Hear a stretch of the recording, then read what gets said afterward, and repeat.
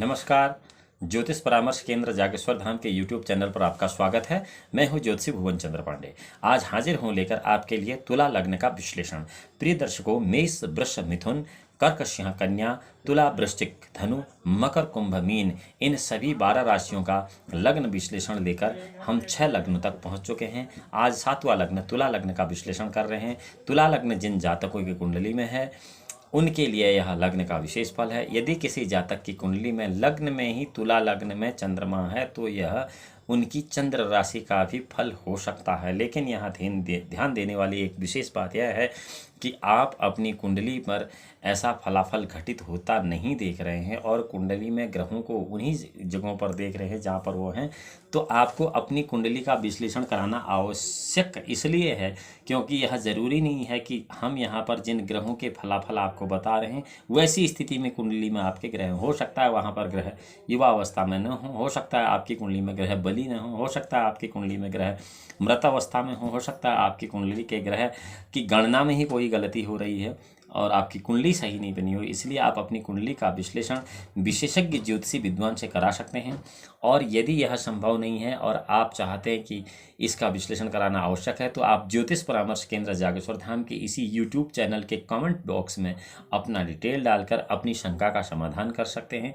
यह भी ध्यान रहे कि ज्योतिष परामर्श केंद्र जागेश्वर धाम में किसी प्रकार का परामर्श शुल्क नहीं लिया जाता है और यहाँ भी आपको निःशुल्क परामर्श उपलब्ध कराया जाएगा। चलिए चलते हैं तुला लग्न के इस विश्लेषण पर। तुला लग्न राशि गणना में यह 7वीं राशि है। संस्कृत में इसे वणिक, चुख, तुला या शट के नाम से भी जाना जाता है। कालपुरुष शरीर में इसका स्थान नाभि में और इसका स्वरूप हाथ में तराजू लिए हुए पुरुष के समान है। और यह शुक्र की मूल त्रिकोण राशि है, शनि की उच्च राशि है, सूर्य की नीच राशि है। यह भी आपको पता होना चाहिए। यह पश्चिम दिशा की स्वामिनी है, क्रूर स्वभाव की है और दिन बली है, अर्थात दिन में यह बली होती है। सूर्य तुला लग्न की कुंडली में आयुष लाभिष अकारक होता है, परंतु यह तटस्थ ग्रह है। यह न तो कारक होता है न अकारक होता है, अर्थात दोनों ही स्थितियों में यह अशुभ फल देने में समर्थ नहीं है तो शुभ फल देने में भी समर्थ नहीं है। यहाँ एक बात ध्यान रखने योग्य और है कि अगर सूर्य के साथ कोई मजबूत ग्रह, कोई बली ग्रह वहाँ आ जाता है तो तब सूर्य के फलाफल उस ग्रह के हिसाब से बन और बिगड़ सकते हैं। चंद्रमा इस तुला लग्न की कुंडली में राजेश है, कारक ग्रह है। जिस भी जातक की जन्म कुंडली में तुला लग्न है, यह यदि वह राजनीति में है और वह पूर्णिमा के दिन या शुक्ल पक्ष की एकादशी, द्वादशी, त्रयोदशी, चतुर्दशी पूर्णिमा के दिन पैदा हुआ है या कृष्ण पक्ष की प्रतिपदा और द्वितीया को पैदा हुआ है, तृतीया को पैदा हुआ है, तो ऐसा व्यक्ति राजनीति में अपार सफलता पाता। यह चंद्रमा के राज्येश कारक ग्रह होने की वजह से है। मंगल इसमें सप्तमेश धनेश है, तटस्थ मार्केश भी है और यह मेरी राय में प्रबल मार्केश है। मंगल तुला लग्न की कुंडली में बुध यहाँ पर भाग्येश व्ययेश है और तुला लग्न की कुंडली में बुध लगभग अकारक होता है, किसी प्रकार के कोई फल नहीं देता है। गुरु अतिरिक्त भाव में प्रबल अकारक होता है, 6-8 बार में किसी प्रकार के कोई फल नहीं देता है। शुक्र लग्नेश अष्टमेश कारकेश है। शुक्र तुला लग्न की कुंडली में बहुत बड़ा कारक ग्रह माना गया है। शनि चतुर्थेश पंचमेश है और कारक ग्रह है इस कुंडली में सबसे अधिक। अब आपको बताते हैं कि तुला लग्न की कुंडली में क्या क्या मुख्य तौर पर रिजल्ट होते हैं। तुला लग्न की कुंडली में यदि मंगल 6-8वें भाव में है, त्रिक स्थानों में 6-8 बार भाव में है, तो व्यक्ति यौवन अवस्था में घोर कष्ट पाता है। बहुत बड़े लंबे चौड़े कष्ट उसे हो जाते हैं, असाध्य रोग हो जाते हैं, बहुत प्रकार की चोट पटक लग जाती है, अर्थात बहुत घोर दुख पाता है। मंगल की दशा मारक होती है तथा इस दशा में जातक अत्यंत कष्ट प्राप्त करता है। ऐसे जातक जो कई सालों से बीमार हैं और जिनकी उम्र का अंतिम पड़ाव है, उनकी मृत्यु भी ऐसे में संभव होती है जबकि तुला लग्न हो और मंगल की महादशा अंतर्दशा चल रही हो और मंगल 6-8-12 त्रिक स्थानों में हो। उस समय यह उचित फल किसी भी विद्वान ज्योतिषी को कर देना चाहिए क्योंकि इसमें कोई संशय नहीं है। इसका कारण यह भी है कि यद्यत शिखा मयूराणाम नागानाम मणियो तथा तद्दत वेदांग शास्त्राणाम ज्योतिषंग मूर्धनंग स्थितंग। अब सप्तम भाव में अगर मंगल है तो उसकी पत्नी बहुत दीर्घजीवी होती है। यहाँ कुंडली मिलाते समय प्रत्येक ब्राह्मण को यह ध्यान रखना चाहिए कि यदि तुला लग्न है और तुला लग्न में सप्तम भाव में मंगल है तो फिर मांगलिक दोष नहीं होता है, बल्कि उसकी पत्नी दीर्घजीवी होती है। ऐसा ही स्त्री जातकों की कुंडली में है। अगर किसी स्त्री जातक की कुंडली में तुला लग्न है और सप्तम भाव में मंगल है तो यहाँ घबराने की बात नहीं है कि यह पति के लिए अरिष्टकर या पति के लिए कोई दिक्कत करेगा, बल्कि यह जातक पति की उम्र को बहुत ज़्यादा बढ़ा देता है। तुला लग्न में मंगल यदि सप्तम भाव में अकेला हो तब की बात है, और वह बली होना चाहिए।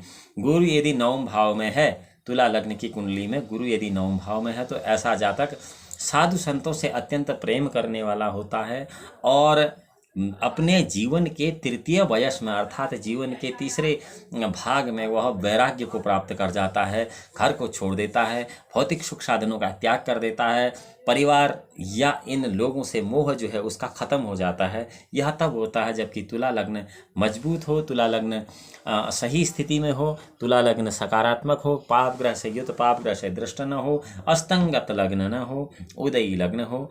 तब की स्थिति यह है कि ऐसा व्यक्ति जब नवम भाव में गुरु होता है तो वह वैरागी बन जाता है। यह तब की स्थितियां हैं।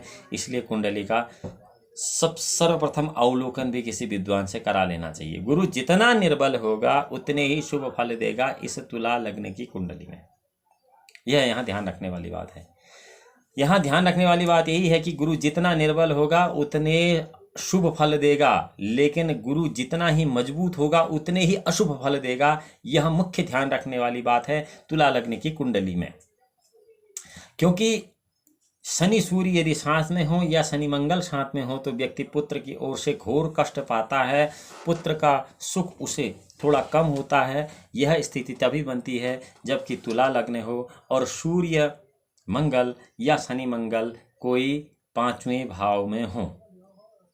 अब गुरु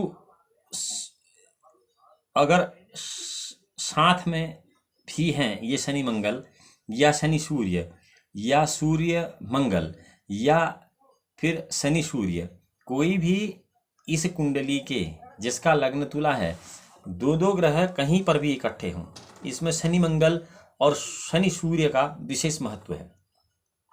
इसको आप एक बार फिर समझ सकते हैं। तुला लग्न की कुंडली में सूर्य या शनि, शनि या मंगल अगर कहीं पर भी इकट्ठे हों तो यह जातक को पुत्र की तरफ से घोर कष्ट देता है। यही नहीं, बुध शुक्र साथ में होकर अगर नवम भाव में बैठे हैं या लग्न में बैठे हैं तो यह जातक को धार्मिक कार्यों में लगा देते हैं और बहुत ज़्यादा प्रतिष्ठित भी करा देते हैं। लग्न में सूर्य चंद्र हो तो व्यक्ति राजदूत जैसे कार्यों को करके अपनी आजीविका चलाता है और राजनीति पटु भी होता है। चतुर्थ भाव में यदि चंद्रमा हो तो व्यक्ति राजनीति पटु होता है और सूर्य लग्न में हो तो व्यक्ति कोई गजेटेड ऑफिसर होता है। 12वें भाव में बुध विशेष भाग्य उदय कराने में समर्थ है, क्योंकि 12वें भाव में बुध अपनी उच्च राशि का होगा तुला लग्न के लिए। सूर्य लग्न में हो तो गजेटेड अधिकारी हुआ, आपको बता दिएगा। 12वें भाव में बुध विशेष भाग्योदय कराने में समर्थ है, ये भी आपको बता दिया। शनि जहां कहीं भी होगा उस भाव की वृद्धि ही करेगा।